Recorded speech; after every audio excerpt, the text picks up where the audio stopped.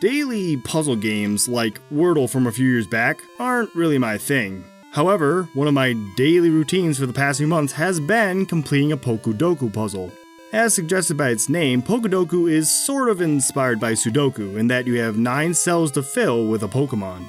On the left are rules for each row, and at the top are rules for each column, so in each cell you have to select a Pokémon that fits both rules.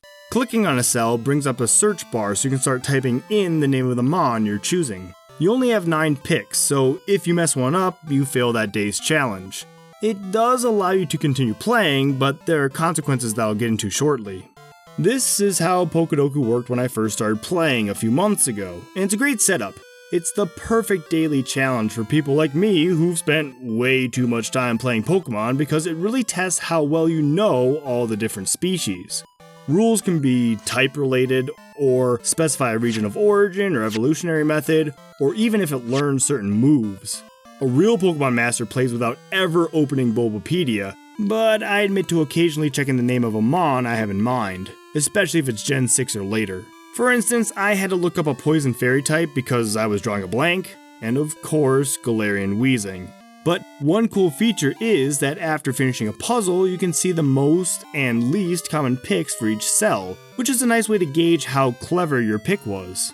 And when I see a Pokemon show up multiple times over a couple days, it tends to jump to the forefront of my mind as I start a fresh puzzle.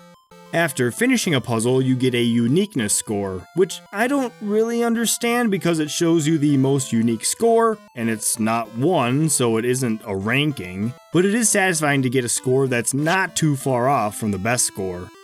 I understand the shelf life on a topic like a browser game is short, if it hasn't expired already, but it's a fun little daily challenge, and this video can serve as a sort of memento for those who played it. I play on PokéDex.com because of an added feature that makes it even better.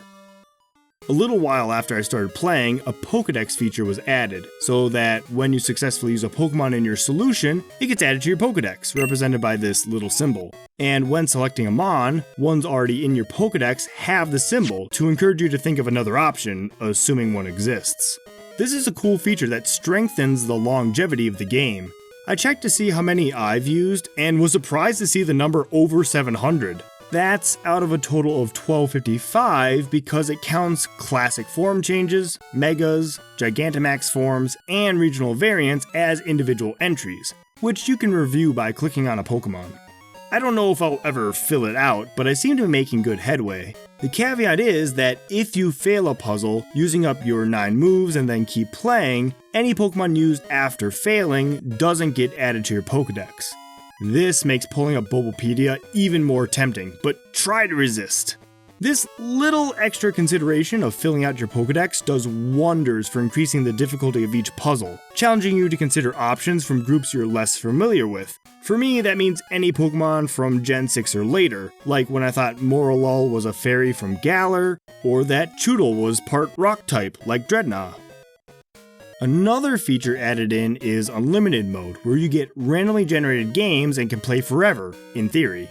It has a few different categories you can drill down into and toggle on and off specifics, like types, regions, evolutions, moves, and others, which includes things like babies, legendaries and mythicals, ultra beasts, etc.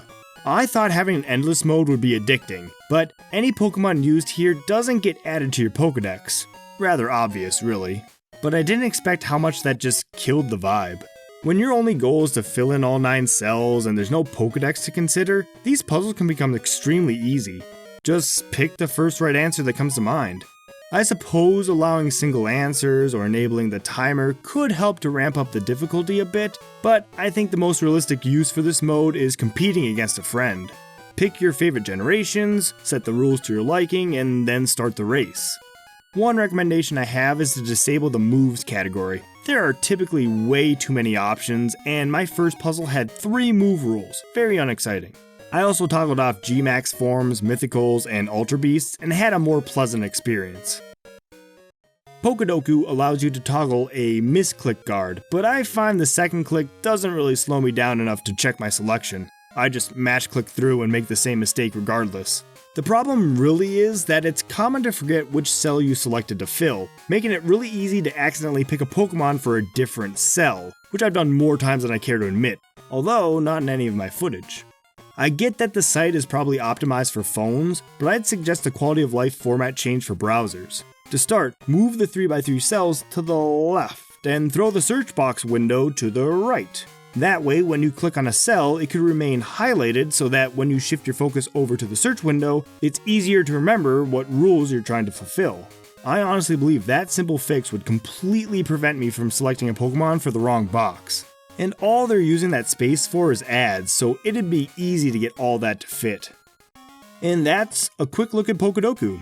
Not exactly a video game, but video game adjacent enough to warrant a little overview. If you consider yourself fairly knowledgeable about Pokemon, I'd strongly recommend giving it a try, and PokéDex.com is my venue of choice. If you've already gotten into PokéDoku, you should let me know what your Pokédex is at. Thanks again for checking this out, and I hope to catch you in the next one.